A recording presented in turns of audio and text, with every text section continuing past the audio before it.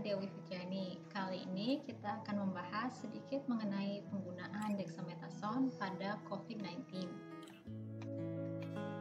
Nah, COVID-19 ini memang penyakit yang baru ditemukan akhir Desember 2019 di Wuhan, sehingga obatnya tuh belum ada. Nah, vaksinnya juga masih dikembangkan. Berbagai penelitian dilakukan untuk menemukan obat COVID ini supaya orang yang terkena penyakit ini dapat disembuhkan dan aktivitas masyarakat dapat berjalan seperti biasa. Kenapa ya obatnya sulit ditemukan? Karena obatnya harus mentarget siklus hidup virus yang spesifik sehingga virus tidak dapat berkembang biak dan tidak boleh membunuh sel manusianya. Beberapa usaha membunuh virus di luar tubuh manusia juga dilakukan dengan menggunakan desinfektan dan antiseptik. Desinfektan sendiri karena sifatnya yang merusak jaringan hidup hanya digunakan pada benda mati. Contoh desinfektan adalah kaporit. Nah, desinfektan ini tidak boleh digunakan pada manusia atau hewan, apalagi jika ditelan. Sedangkan antiseptik hanya digunakan untuk permukaan luar makhluk hidup atau bagian dalam rongga mulut, contohnya detol atau betadine. Nah, kenapa ya lama banget nemuin obatnya? Karena dalam penemuan obat baru itu, obat perlu diuji supaya aman untuk pasien yang menggunakannya. Setelah masa riset dan pengembangan, maka obat itu harus diujikan dulu pada sel, jaringan, atau organ di laboratorium atau disebut in vitro, lalu pada hewan, in vivo, dan pada sel manusia melalui uji klinis. Nah, riset dan pengembangan sendiri bisa memerlukan waktu sampai dengan puluhan tahun. Untuk obat baru, pengujian pada tahap manusia ini terdapat 4 tahap, yang jika dilakukan secara normal, keseluruhannya bisa memakan waktu 2-6 tahun. Sehingga untuk saat ini, pengobatan COVID-19 banyak dilakukan dengan menggunakan obat yang memang sudah ada di pasaran. Dilihat apakah ada efeknya terhadap virus SARS-CoV-2. Contohnya seperti obat untuk malaria, kloroquine atau hidroksikloroquine, atau antiviral yang pernah digunakan untuk SARS atau MERS yang juga diakibatkan oleh coronavirus. Dan yang terakhir adalah kortikosteroid seperti dexamethasone. Untuk obat yang sudah ada pun, jika ingin memiliki indikasi baru, maka harus diujikan pada manusia. Dan di masa pandemik ini, untuk kepentingan banyak orang, pasti uji klinis ini dipercepat dalam batasan yang wajar. Mungkin bisa dikejar dalam 1-2 tahun.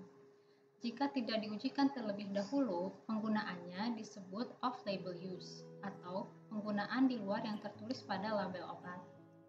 Kayak yang kemarin heboh ditemukan di Indonesia, itu juga memanfaatkan kombinasi dan obat yang sudah ada, tapi sayangnya belum diujikan pada manusia.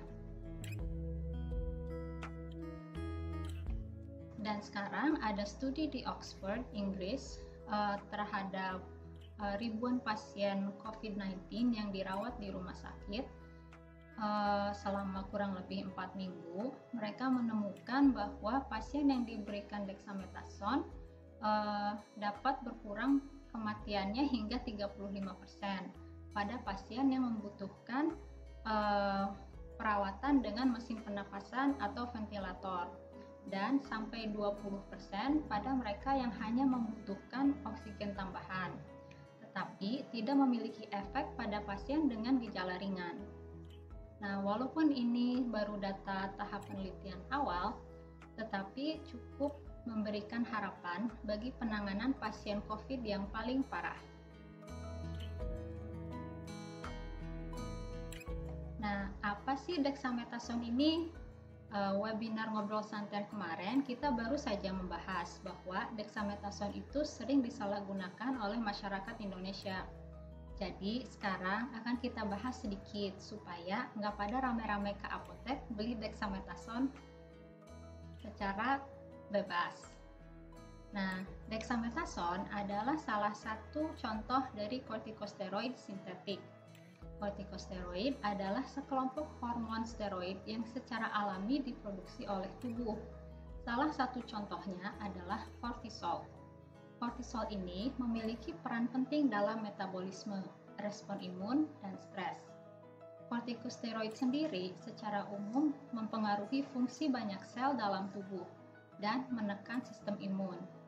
Kortikosteroid ini berbeda ya dengan hormon steroid yang sering disalahgunakan oleh atlet. Nah, dexamethasone ini sebenarnya obat untuk penyakit apa?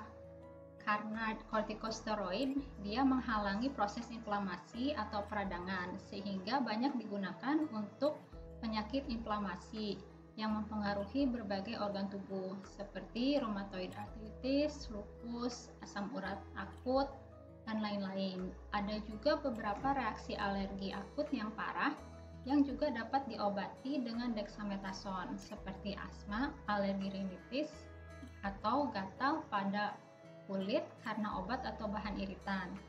Dan masih banyak penggunaan dexamethasone yang lain. Dexamethasone ini termasuk obat keras, jadi tidak boleh dibeli secara bebas. Nah, kenapa dia tidak boleh dibeli secara bebas? Karena efek samping dari dexamethasone ini tergantung dosis, lama pemakaian, dan frekuensi pemberian. Pemberian jangka pendek, yaitu kurang dari 2 minggu, biasanya dapat ditoleransi dengan baik, dengan efek samping yang sedikit atau ringan. Tetapi, penggunaan jangka panjang dengan dosis tinggi biasanya menimbulkan efek samping yang cukup parah. Oleh karena itu, penggunaan dexamethasone ini sebaiknya dengan dosis efektif serendah mungkin, dengan waktu yang sesingkat mungkin. Nah, efek samping dexamethasone itu banyak sekali, tapi yang paling umum adalah penambahan berat badan, tekanan darah tinggi, pembengkakan akibat air yang tertahan di sekitar muka, pergelangan kaki, atau anggota tubuh bagian bawah. Selain itu, dexamethasone mengurangi absorpsi kalsium dan pembentukan tulang baru. Sehingga pasien yang menggunakan dexamethasone jangka panjang dapat mengalami pengeroposan tulang, sehingga meningkatkan risiko terjadinya patah tulang jika pasien terjatuh. Nah, dexamethasone dan obat kortikosteroid lain dapat menutupi gejala infeksi dan mengurangi kemampuan alami tubuh untuk melawan infeksi. Pasien yang menggunakan dexamethasone lebih rentan terkena infeksi dan dapat terkena infeksi yang lebih parah jika dibandingkan dengan orang yang tidak memakan dexamethasone. Misalnya, pasien yang sedang mengkonsumsi dexamethasone jika terkena cacar air atau campak dapat menunjukkan gejala yang lebih parah bahkan sampai mematikan. Nah, oleh karena itu, ada juga istilah tapering atau penghentian secara perlahan-lahan. Penggunaan jangka panjang dexamethasone dapat menekan kemampuan alami tubuh untuk menghasilkan kortikosteroid, sehingga menghentikan penggunaan dexamethasone jangka panjang dapat mengalami gejala kekurangan kortikosteroid yang disertai gejala seperti mual, muntah, dan terkadang shock. Oleh karena itu, penghentian dexamethasone ini jangka panjang dilakukan secara bertahap untuk mengurangi gejala kekurangan kortikosteroid tubuh, biasanya selama 4-6 minggu. Karena dengan menghentikan secara bertahap, akan memberikan kesempatan kepada tubuh untuk kembali ke pola normal produksi kortikosteroid. Nah, terus kenapa dexamethasone bisa digunakan untuk COVID? Karena pada pasien COVID, banyak yang meninggal karena inflamasi pada paru-paru saat melawan infeksi virus SARS-CoV-2. Terkadang, proses inflamasi ini menjadi tidak terkendali dan malah membahayakan, yang disebut dengan badai sitokin. Inflamasi ini bagian dari respon imun tubuh untuk melawan benda asing. Nah, dexamethasone ini dapat membantu meredam proses inflamasi yang mulai tidak terkendali pada pasien yang sudah memerlukan bantuan nafas seperti ventilator atau oksigen tambahan. Tapi, untuk pasien COVID tahap awal tidak disarankan menggunakan dexamethasone karena penelitian di Inggris tersebut tidak menunjukkan keuntungan untuk pasien yang tidak memerlukan bantuan pernafasan. Nah, oleh karena itu, WHO juga tidak menyarankan untuk pasien COVID tahap awal, karena kita tidak ingin sistem imun kita tidak berfungsi karena ditekan oleh dexamethasone ini. Proses inflamasi ini merupakan cara dari tubuh untuk melindungi dan memperbaiki tubuh.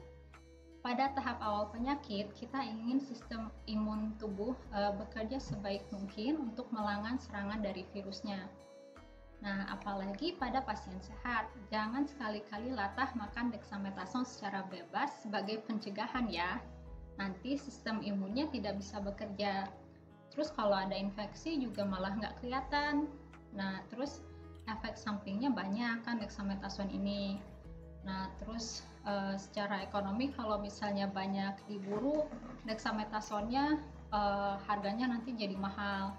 Terus stoknya habis, hilang. Nanti obatnya jadi tidak bisa tersedia untuk pasien yang sudah parah gitu, kasihan. Karena mereka yang menggunakan ventilator dapat mengurangi resiko kematian dengan penggunaan dexamethasone. Nah, oleh karena itu, pada dasarnya obat itu racun. Yang membedakan adalah dosisnya. Jadi, obat hanya digunakan jika manfaatnya jauh lebih besar daripada kerugiannya dan juga sesuai dengan indikasi yang benar. Ingat ya, dexamethasone itu mengurangi resiko kematian dan bukan menyembuhkan penyakit COVID-19. Dan pengobatan untuk COVID-19 ini masih banyak perubahan terhadap rekomendasi yang keluar. Jadi, bijaklah dalam menyikapi informasi baru, terutama jika akan mengkonsumsi obat. Oke, sekian.